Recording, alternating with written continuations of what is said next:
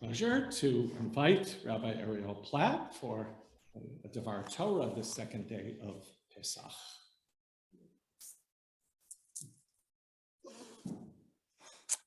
I don't know about you, but when I'm deep in my preparation for Passover, or should I say Pesach, I tend to reflect on past Pesachs, specifically the Seders. And I won't tell you how many I participated over the years. You're going to have to guess that. But I love reminiscing on all the Seders that I've been a part of because they've been such an important part of my life, of my Jewish identity. I'll just give you an example of a few. I won't go through a lot because there are, I do have some on my list. But my cousin, and we haven't been able to do this, unfortunately, for a couple of years because of COVID, but my cousin would set up a Bedouin tent in her basement and would put cushions everywhere. We could lounge. When we were younger, we had puppets to act out different parts. It was the best. And it made such an impression on me because I actually felt like I was experiencing something adventurous, new, and different. So I want you to take a minute and think about the Seders that you have participated in, that you've been a part of. What have you done? What have your families done? What have your friends done?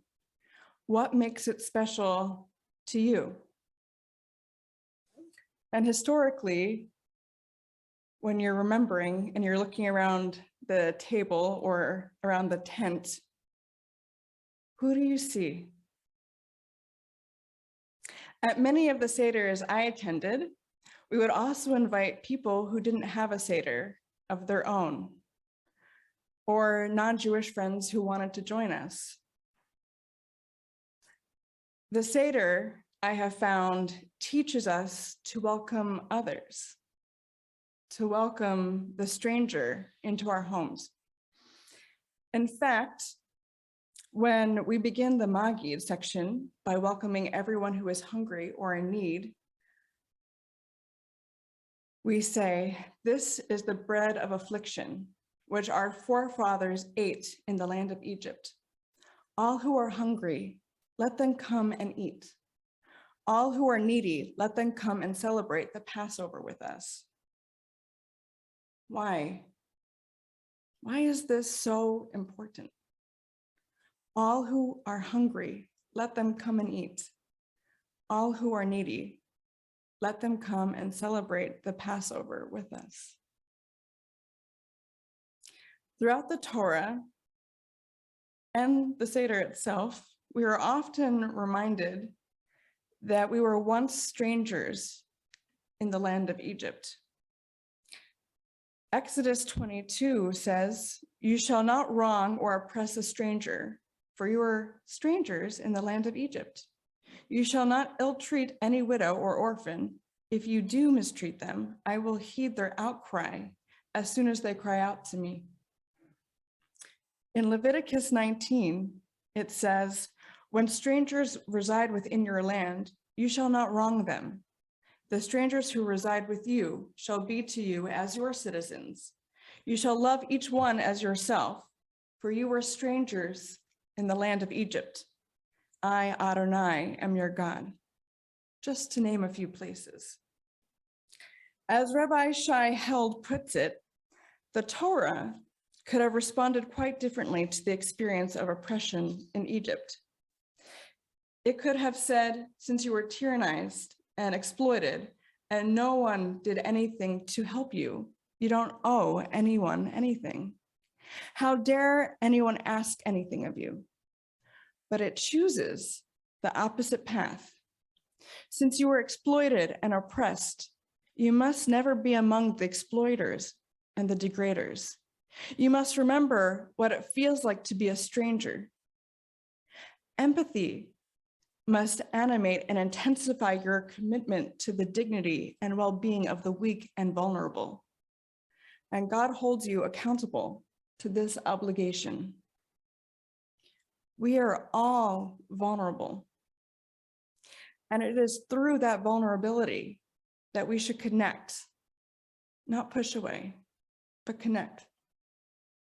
The Torah, our traditions, leave us with a powerful lesson. We must remember our history of being oppressed, so we don't do that to others, and we stand up for others. The reason I am highlighting this today, one, this is fresh in our minds from Seder, but also I want to share this with you because I am part of an amazing opportunity. Currently, I am participating in a special Congregational Leaders Fellowship with Mark Shennerman at the Institute for Islamic, Christian, and Jewish Studies, the ICJS. The fellowship programs at the ICJS bring diverse participants together to strengthen their capacities as interreligious leaders in Greater Baltimore and surrounding counties. Cohort members spend a year in dialogue around issues of interreligious understanding and build networks of professional and personal connections.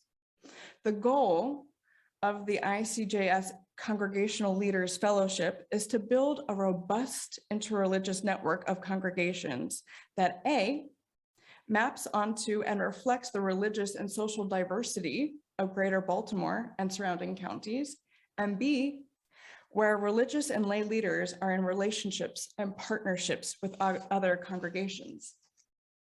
As part of the fellowship, each congregation must partner with a congregation of a different denomination and create a meaningful project together that facilitates relationships between congregations. We, Beth Israel, have partnered with Faith Presbyterian Church on Loch Raven Boulevard. The theme of our project is welcoming the stranger, which is really why I'm highlighting this point today. Now, here is where all of you come in. You play a very, very important role in the success of this project, the relationships we build and the lessons we learn, because we can't build relationship without people. The project will be two parts. The first part is a learning, which will focus on texts in our traditions about welcoming the stranger as we welcome each other into our sacred spaces and communities. So mentally mark your calendars now. Mentally, let me see. This will be taking place on June 19th or Juneteenth, which I think is also very auspicious. And the second part is more hands-on. This is when we broaden the idea of welcoming the stranger to helping refugees, specifically helping Ukrainian refugees who so need us right now. Together, our congregations will do a social action project to lift them up and help them. We don't quite have a date for that yet. We're ironing out the details, but I will be sure that I will get you the details that you need so you can participate and join us in building this special relationship and community. This is another opportunity to live and experience one of our core Jewish values. The best thing we can do for our world is welcome people, welcome others. By creating new relationships, learning and lifting those in need up. Can you imagine if our world did that more often? We would be in a different place. Broadway actress Patti LuPone once said, "Smile at a stranger and see what happens." So please join us with a smile and see what happens. Chag Sameach.